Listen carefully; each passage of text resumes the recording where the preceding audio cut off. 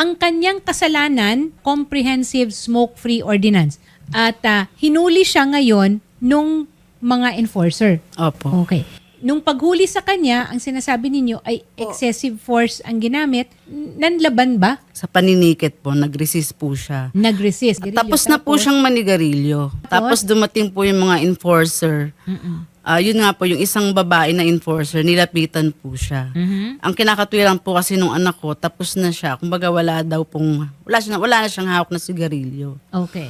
Tapos gusto siyang tikitan, yung anak ko kasi ayaw niya magpatikit. Hindi ko po alam kung anong dahilan. Okay, nagkasagutan. Opo, nagkasagutan sila hanggang dumating po dun sa point na siguro nainis na rin yung enforcer, hinila po yung ID lace niya. Hinila po sa leeg niya. Okay. Tapos yun, syempre, pinilit ng anak ko na agawin sa kanya.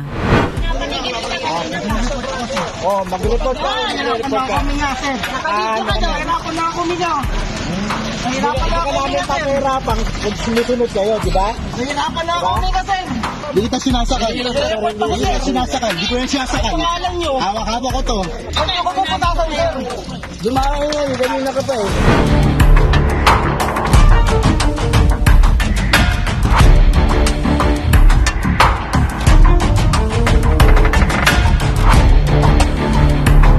Magandang hapon, Captain Melvin. Ano po ba ang violation na ito, yung Comprehensive Smoke-Free Ordinance po sa Taguig? Yes. Yan po yung ordinansa na kung saan pinaigting po ng ating local government unit ang pag-i-implement ng smoking in public place. Okay. So, nagtatag po sila ng mga operatiba o ng enforcer. Okay. So, Yun under po ba- sila ng local government. So yung mga enforcer po, itong Smoke-Free Task Force, hindi po ito under ng PNP? Hindi ito mga hindi. polis? Okay. So under Ay, talaga ng hindi LGU? po, attorney pa. Apo, attorney Okay. po, under po sila ng local government unit. Okay. Pero pag nahuli na po nila, ibibigay nila sa inyo? Yes po, ang ordinansa naman po yan na Yes. Section 5, ang paragraph A ng lungsod po. Yan po ay may karapatan lamang po na penalty o bayad multa. Ano po, Okay. nagkataon nga lang po na nagkaroon po talaga ng another overt act or another incident na kung saan ay Ayun. allegedly na nalalaban during the apprehension po or during the accusation Okay. na akos ng pag-smoking in public place po, attorney. Okay. Meron bang katibayan po na nanlaban talaga yung at saka may CCTV ba? Yes po, nung dinala po sa amin yan ng enforcer po, ng anti-smoking enforcer ng LGU po natin sa lungsod ng Taguig, ano po. So, Opo. siya po ay arestado na at di umano, inaakusahan po siya sa kasong assault sa isa pong babae na enforcer po natin dito sa Okay. lungsod. During the paninikit po at saka pag-iimplementa po ng city ordinance. Ano po ang katibayan nila na nanlaban ito?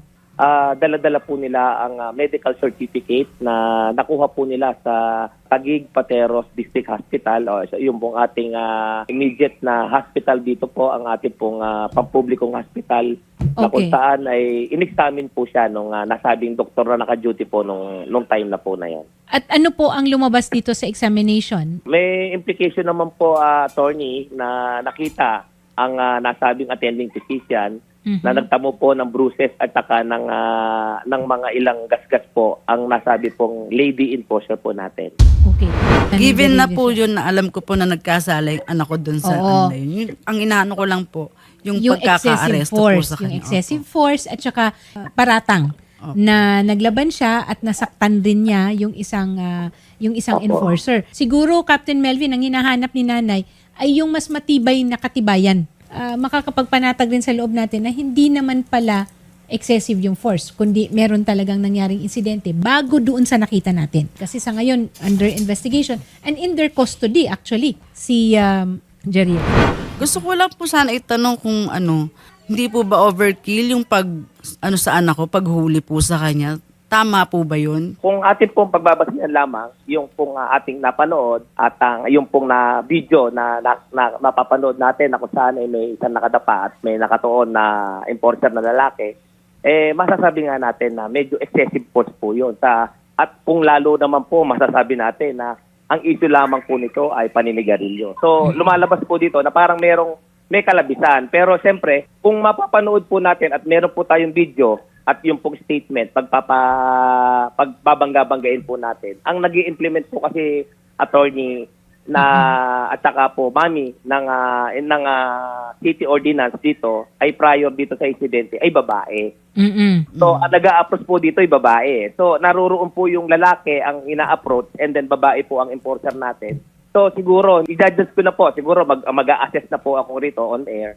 Siguro nakita at yung babae no kapwa kasamahan ng enforcer namin dito sa local government ng Taguig na meron talagang nangyaring insidente at ang kanilang babae na enforcer siguro medyo naaragabyado during that time.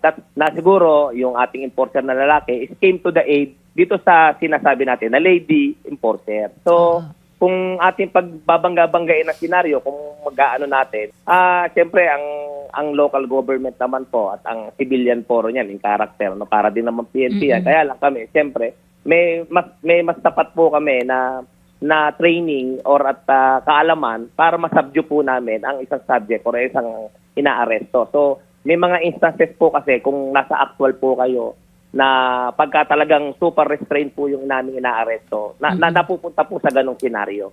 So, di natin alam, baka mamaya may patalim or So, yung protection ba po ng bawat isa ang tinutukoy dito, kaya nauwi lang sa ganon. Pero ganun pa man po, kung meron pong nakikita ang ating sinanay at yung pong inaresto, si Jeriel na kalabisan, open naman po ang opisina namin anytime at i-remedical po natin sila and then let's counter the affidavit po. Yun lang naman po ang aming mandato dito na let's be fair, kaya lang po nagkataon lang na nauna po siyang na-aresto at inquested po siya ngayon sa prosecutor ng Taguig at kasalukuyan pong nakapiit sa aming himpilan. Inaantay po namin ng resolution kung ano po ang ibababa sa kanya. So, pinag-aaralan po ito ng prosecutor sa ngayon po. Under inquest pa ba siya? Yes po, Attorney Magpalen, under inquest pa po siya and under resolution pa po kung ano po ang lalabas po regarding po sa mga document and evidence po natin na isinamit. So, siguro po ang kailangan na assistance lang ni nanay ay kung ano ba po ang pwede nilang gawing intervention ngayon para mas mapadali at mas mapabilis yun pong pagproseso. Agad po namin na pinuntahan yung piskal, prosecutor po na humahawak at amin pong pinapamadali at para malaman na po kasi kung meron pong sinasabi nila na may cost naman po para magpiyansa. So mapadali po ang mapiyansahan agad.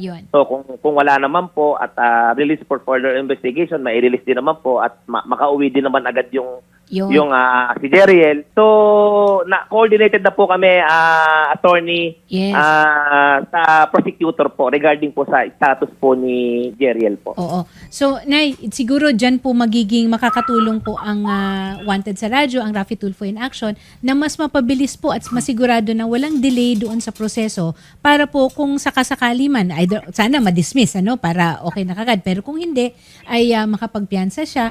In the interest naman of fairness, merong nilabas at may binigay na statement ang Information Office, ang LGU, ang Local Government ng Taguig. Ito po yung statement, ang kumakalat na video sa social media ay hindi nagpapakita ng buong konteksto ng insidente kaugnay ng Smoke-Free Task Force ng lungsod ng Taguig.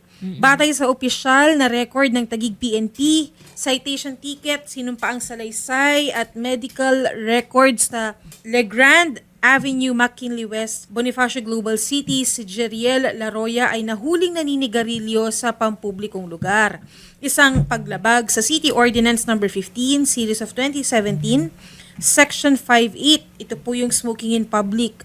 Habang ini-issue ang opisyal na citation ticket, tumanggi ang violator na makipagtulungan, tumangging pumirma, nagpakita ng agresibong asal at sinubukang tumakas sa apprehension. So ayan may binigyan rin natin ng pagkakataon na mailahad rin ang panig naman ng Taguig LGU.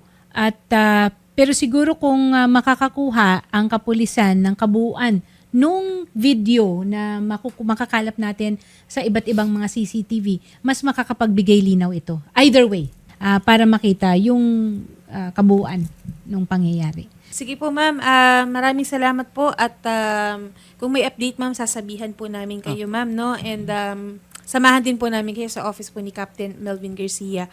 Ang problema, hanggang sa ngayon ay wala pong sumasagot sa anumang tawag po namin sa LGU po ng Taguig. Okay.